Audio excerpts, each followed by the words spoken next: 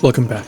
If you're following along with the series, playlist in the cards now, you've just unlocked 6-star village quest by completing the urgent quest, Hammer Time, to defeat a Duramboros. Today we'll be doing the quest, Tigrex Interception, to hunt a Tigrex. For some of you, this absolutely powerful monster needs no introduction. Introduced in Portable 2nd or Freedom 2, he's always been an incredibly aggressive monster that won't give you a moment to breathe if you're not careful. Similar to Nargacuga though, you can overcome his aggression by playing smart, the same way you can work around Nargacuga's speed. If you're familiar with me or my channel, you may know that I'm not the biggest Tigrex fan. But fortunately in 3rd generation, he's much more balanced and fun to fight than in 2nd gen. Tigrex is pretty manageable normally, but once he becomes enraged, which won't take too long, he'll be much faster and harder to deal with. Fortunately for us, when he is enraged, it's very obvious, as his blood starts to glow red in his veins, if his much faster speed wasn't clue enough. Being the last tier of village quests, we're going to go up against some of the toughest the game has for us right now. So if you've been holding off before, you may want to consider getting the best gear you possibly can for these next hunts, if only because you can then use them going into high rank later on, which is what we'll be doing. Let's go over Tigrex's attacks first, then I'll go into more detail during an example hunt after. And I hate to ask, but I'd appreciate it a lot if you consider joining my membership to help support the channel, and be sure to like, comment, and subscribe. Thank you.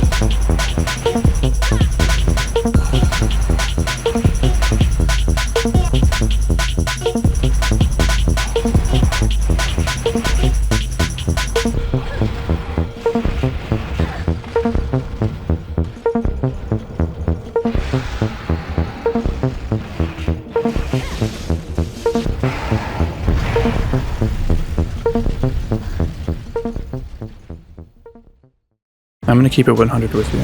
Rolling through his roar is tough. Let's look a little slower. The window without evasion skills is very tight. Personally, I found the most consistency by watching his wings, funnily enough. I kinda see them like lungs. They spread out a little and then fully spread out during the actual roar. I'm 1 or 2 frames early on this one. It's very tight.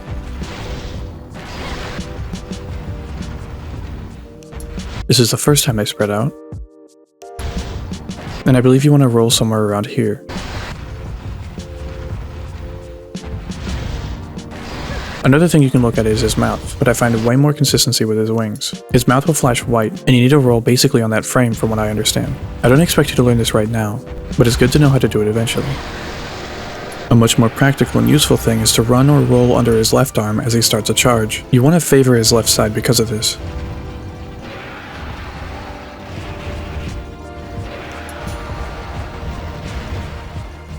This has to be done right at the start of his charge. The first arm he lifts up is way higher than the rest of this animation.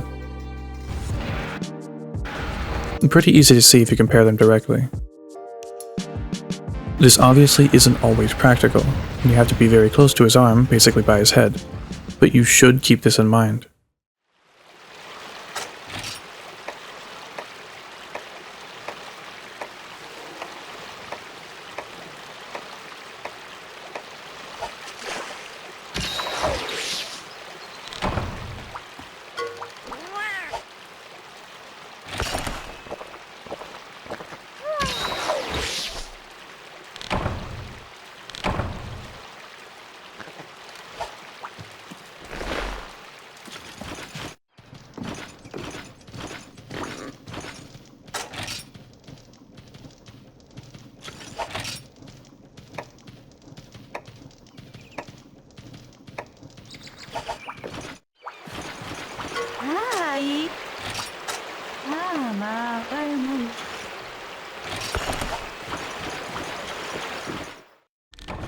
If this is your first time hunting Tigrex, you will start in Area 4 with a cutscene, otherwise you'll likely find him in Area 3 unless you take too long.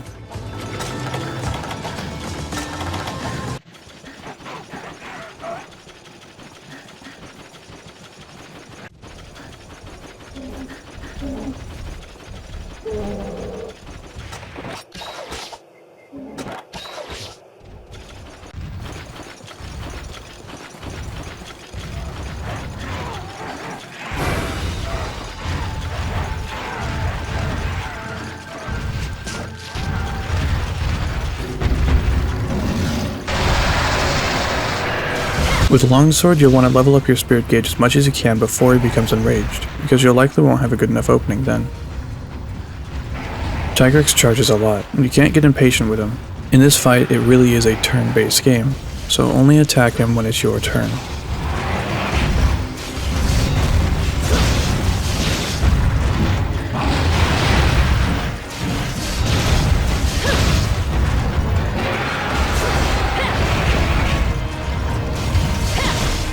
Now that I have a full spirit gauge, I'm going to try and look for an opening to level it up. Attacking the air with your spirit combo is something that you should be familiar with if you're using Longsword, but especially in hunts like this.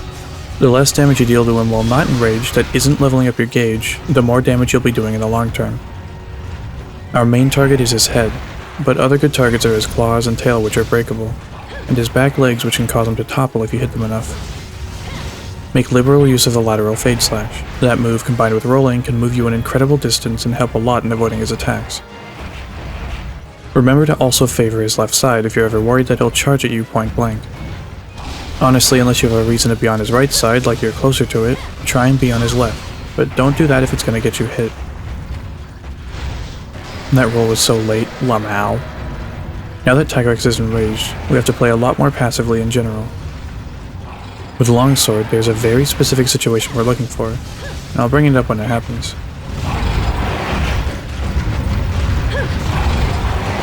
Here. That attack pattern, or similar, will be necessary to get down if you want to have a good time fighting Tigrex in this game. He did 2 leaps. I'm anticipating he'll taunt right after. I saw him, not enraged, not do a taunt after 2 leaps, so it may be an enraged thing specifically, I don't know. There it was again.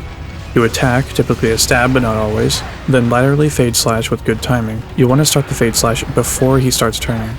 If you do it properly, you can actually hit his head and get away with it. That's the ideal scenario when he's enraged. You can see I got comboed a bit there.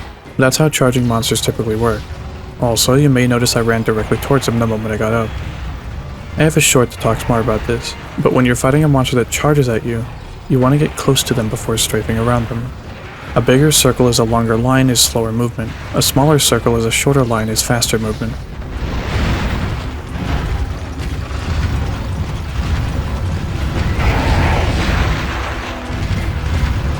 He's not enraged anymore. Remember, using Longsword, you don't necessarily want to whack at him as much as possible. Try and level your gauge up and play smart.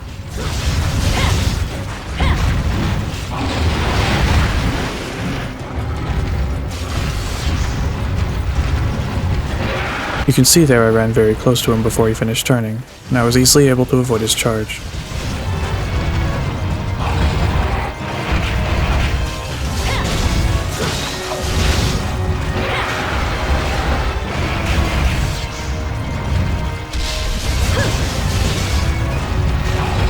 There's my opening.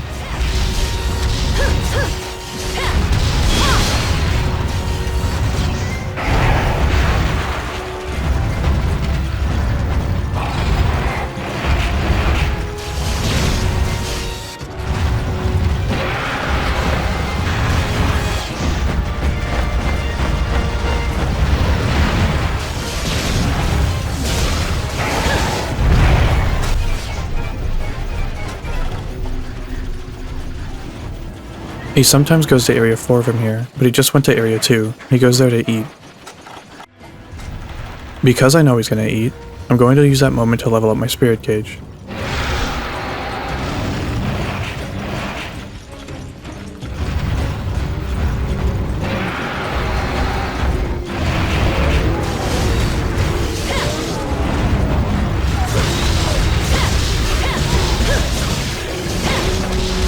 Perfect.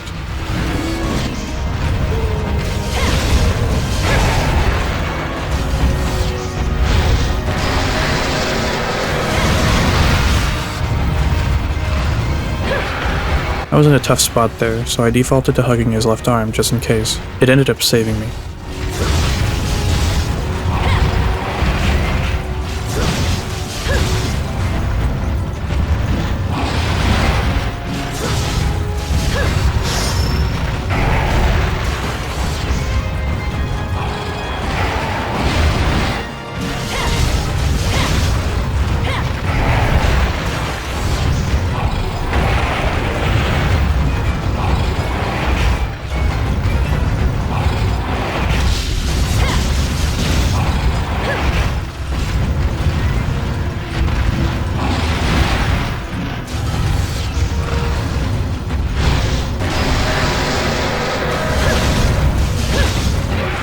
Left arm transitioning saves the day yet again.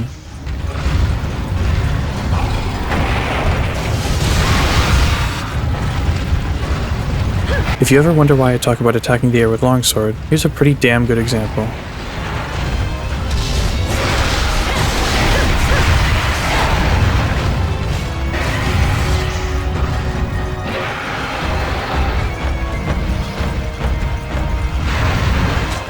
I got confused here. He's clearly exhausted with how slow he's moving, but he didn't topple over after doing the U-turn like he's supposed to. Unfortunate. Normally when Tigrex is exhausted, when he charges and does a U-turn, he'll fall over, giving you a huge opening to wail on him.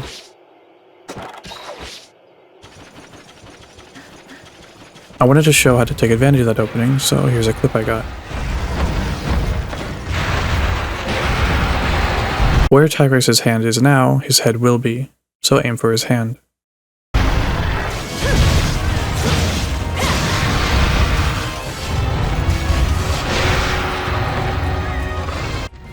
Anyways, I didn't get the chance to show you in this hunt because I used a trap. Traps and items are more effective against exhausted monsters.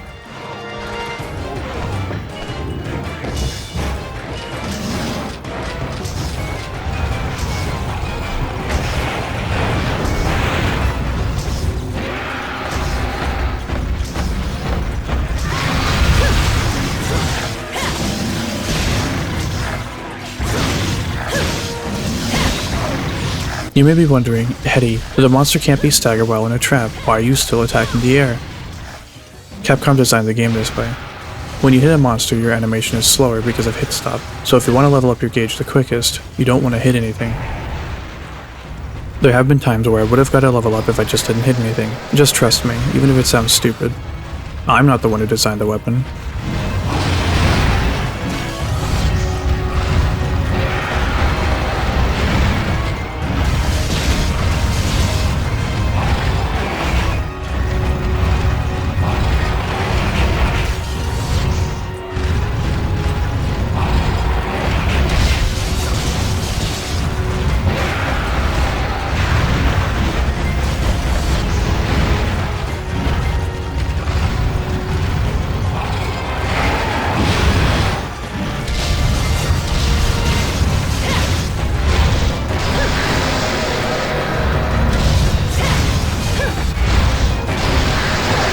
They never expect the back-to-back roars.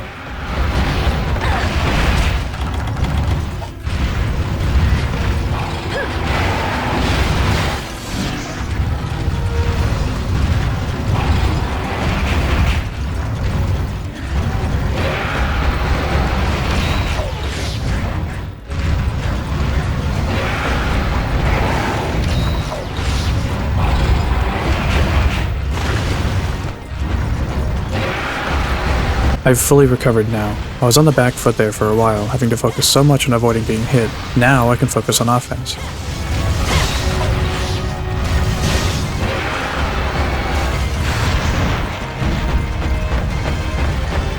I was aiming for his legs to trip him at this point in the hunt. I just had a good feeling about it. Here I keep attacking him because I have a feeling he's going to become enraged, which will force him to back hop first. Damn, I must have been just inside his AoE.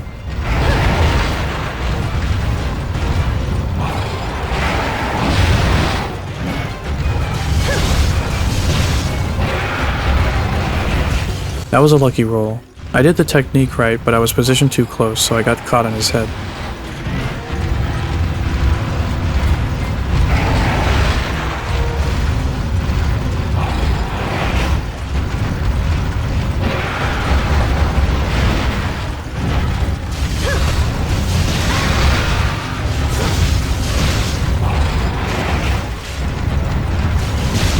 Bit of a misinput going on there.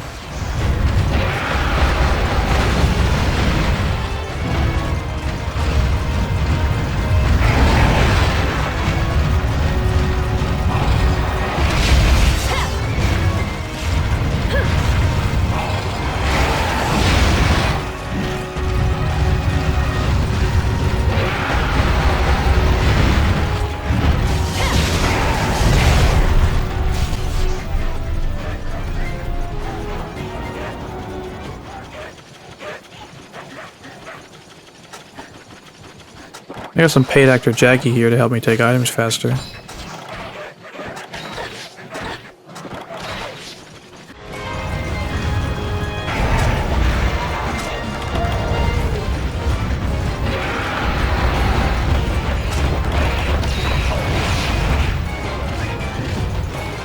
I didn't pay the Alteroth.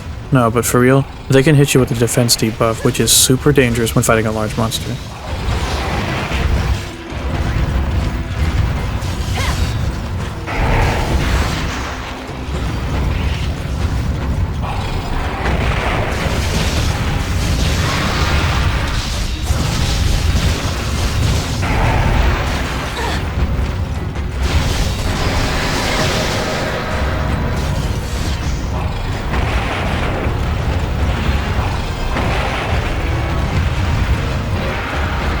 Tigrex's charge can get caught on these Alteroth hills.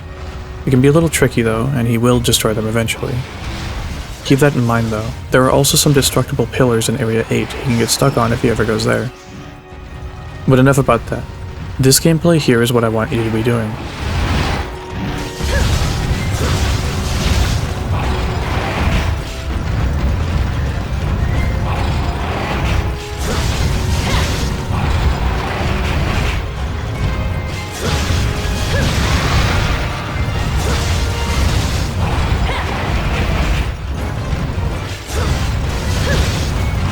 Peak.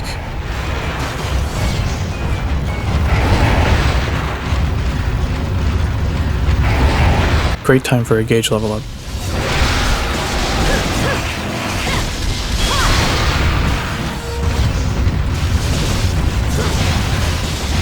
I should have paintballed him, but Tigrex goes to Area 7 to rest when he's weak. You can get there fastest from here through Area 6. Before entering Area 7, I'm waiting for two things. 1, for Tigrex to actually get there, and 2, for Tigrex to go to sleep so I can get a damage multiplier on my first attack. Unfortunately, I waited about 20 seconds and it still wasn't enough. Oh well, that's fine. Tigrex can be very tough. He's super aggressive and very fast. I'd highly recommend Longsword as it's a pretty darn good matchup in this game. Whatever you do, just be patient with yourself. You got this far. You can conquer this monster.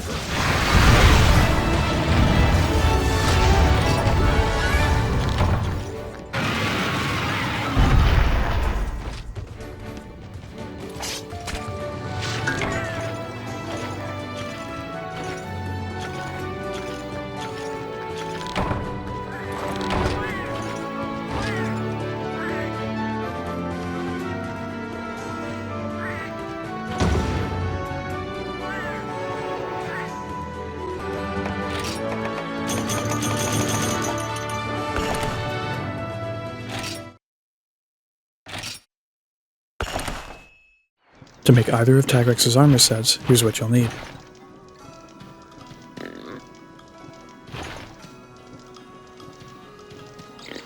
When carving Tigrex, you can get Tigrex scales, Tigrex claws, Tigrex shells, and Tigrex scalps. When capturing Tigrex, you can get Tigrex shells, Tigrex fangs, Tigrex scales, Tigrex tails, and Tigrex scalps. When carving the tail, you can get Tigrex tails or Tigrex scales. When breaking his head, you can get 2 Tigrex fangs, Tigrex shells, or Tigrex scalps. otherwise known as Tigrex Skull Shell. When breaking his claws, you can get 2 Tigrex claws, or just 1. When picking up a shiny, you can get Wyvern Tears, Tigrex Scales, or Tigrex Claws. The Tigrex materials are from Tigrex, of course, and the Great Jaggy materials are from Great Jaggy, which can be fought in the 2-star village quest list. Hydro Hides and Immature Sponges are from Ludroth. You can farm them in the 2-star village quest No Love for Ludroth that has you slay 5 of them. There are also 2 quests in the Gathering Hall that have you fight 10 of them each. One is in the 3-star quest list as No Love for Ludroth, and the other is a drink quest called Formidable Females, which will unlock a defensive drink, which you may as well do at least once. You should have met the unlock requirements for that drink quest by now, but if not, it requires you to create at least 3 armor pieces that are rarity 1, 2, or 3. And finally, Monster Bone Pluses are from a variety of monsters, such as Zenogre, Rathalos, and Duramboros. By default, the Blademaster Armor gives us these skills: Auto Tracker, Earplugs, and Gourmand. Auto Tracker will make it so that large monsters are always tracked on your map, removing the need to bring paintballs. It will also show more detailed information, such as the direction the monster is facing, as well as whether or not it is currently in combat. Usually when a monster is tracked with a paintball, it'll be a dot on your map. With Auto Tracker, it will instead be an icon resembling that monster. Also, the color will change to tell you its current status. Blue is out of combat, yellow is searching, and red is in combat.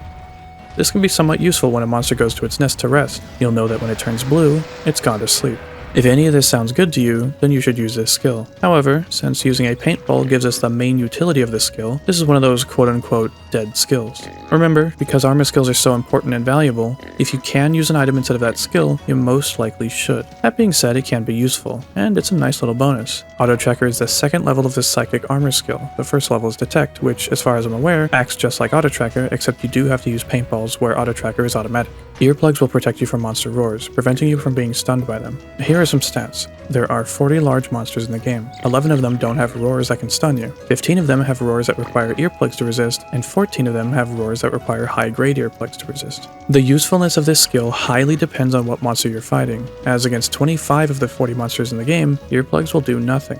The 2nd level of earplugs, high-grade earplugs, are only really effective against 14 of the monsters, since for 15 of the 40 you would only need regular earplugs. So you have more armor skills in this skill than you need, and could possibly be giving you a skill that you'd actually be using. And for 11 monsters in the game, no earplug skill gives you any value. That being said, these skills are usually pretty nice and sometimes sought after by veteran players. Since while it does make hunts that call for them easier, it also allows you to find openings where the monster stands still roaring, where you'd otherwise need to space out of the way or dive or something like that. Remember that armor skills are very valuable, and you need to think about which ones you're bringing carefully. Getting high-grade earplugs would be nice, and you can absolutely just grab that if you hate roar moves and just don't want to deal with it, but if you'd like to be more effective, you should have other sets that give you better skills. Also, consider that every monster can be fought without earplugs of any kind, so while the resistance is very nice and can possibly give you openings, remember that they're not necessary to play effectively. And finally, Gourmand, from the Gluttony armor skill. This is the same skill that we can get from the Nibblesnarf armor, and just as I said in that video, it's not that great because we can always just bring more items.